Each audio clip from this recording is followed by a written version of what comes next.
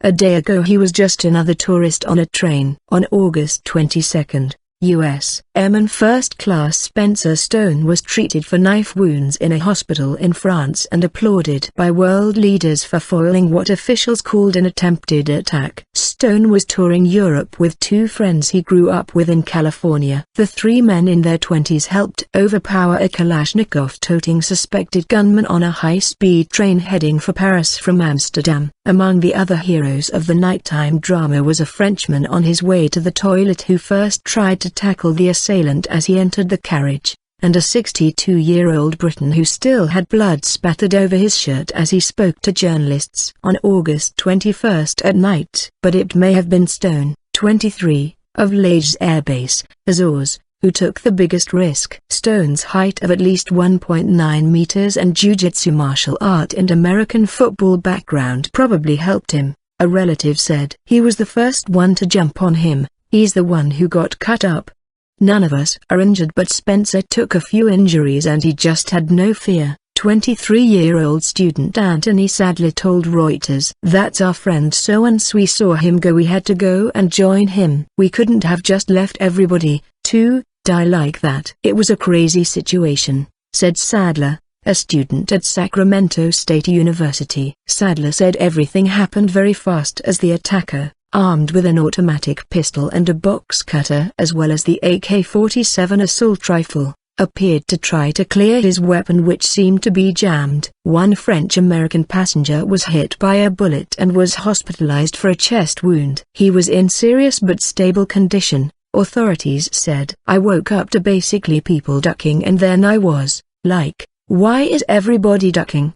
And then, when I turned round to look, the gunman, had just entered the car with the AK, and then I was like, this is really happening," Sadler said. "We just all ran back there and we tried to do whatever we could to try and beat him up so he didn't shoot anybody." He pulled out a box cutter and cut Spencer a couple of times, but beside that we just tried to do whatever we could. Stone was treated for cuts and left the hospital on Saturday with his left arm bandaged and in a sling. He waved with his right hand to well-wishers and news media. "Spencer is a very brave person and he has a very good heart, and we're all just so proud of him," his uncle, Tim Iskell, told Reuters by telephone from his home in San Jose, California. "All of a sudden your family member is thrust into the national spotlight," Iskell said after American and French Presidents Barack Obama and François Hollande commended Stone and his friends. The men's fathers were thankful things turned out well. "A guy comes back from Afghanistan and he has to fight a battle on vacation on a train in France,"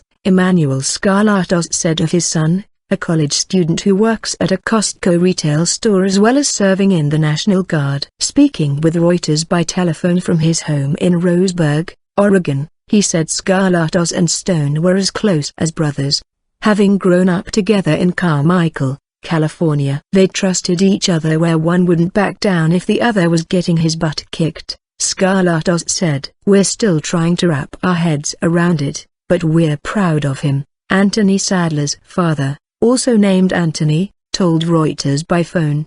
He said the three boys have known each other since middle school. The elder Sadler, a 57-year-old pastor at Sacramento's Shiloh Baptist Church, said, "We're very, very thankful to God that he was not hurt or killed." Asked if his son would continue his European trip, Sadler said no. "The trip is over. That's enough. He'll be returning home as soon as possible." Fingerprint evidence shows that the gunman is a Moroccan known to European authorities as a suspected militant, according to a source familiar with the case. He is 26 and was under surveillance by Spanish authorities. Briton Chris Norman, who helped the Americans overpower the gunman, said, "Without Spencer we'd all be dead." French movie actor Jean-Hugues Anglade, star of Betty Blue and Nikita, who was also on the train, was quoted as saying by BFM TV, "We were stuck in the wrong place with the right people. It's miraculous."